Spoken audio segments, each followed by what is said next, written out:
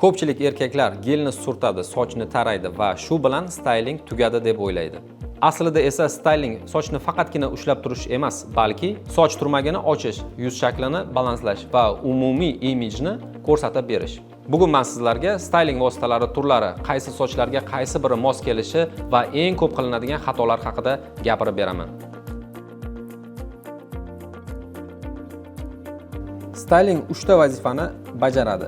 Soch shaklini saqlaydi, teksturani chiqaradi, turmakka yakuniy ko'rinish beradi. Stylingsiz soch tugallanmagan ishga o'xshaydi. Eng ko'p ishlatiladigan styling vositalari: gel, vosk, pasta.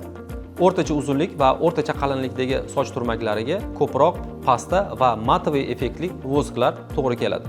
Klassik uzunroq soch turmaklari uchun va yumshoq soch tolalari uchun esa ko'proq pomada va hajmni bosuvchi vosklar to'g'ri keladi. Siyrakroq va nimjon sochlar uchun esa hajm beruvchi maxsus pudralardan foydalangan yaxshi.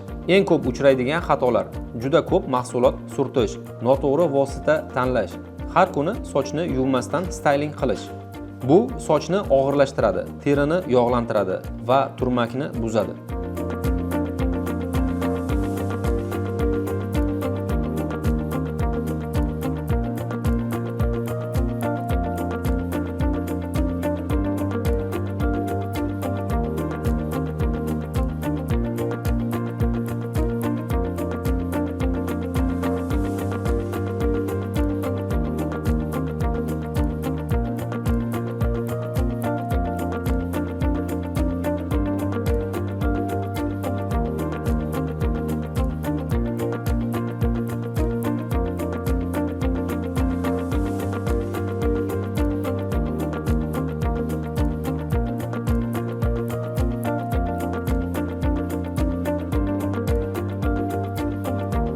To'g'ri styling qimmat mahsulot emas.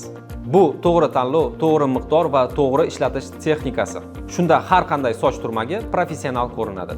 Sizlar bilan Shuhrat Ismatullayev bo'ldi. Bizni kuzatishda davom eting va rasmiy sahifalarimizga obuna bo'lishni unutmang.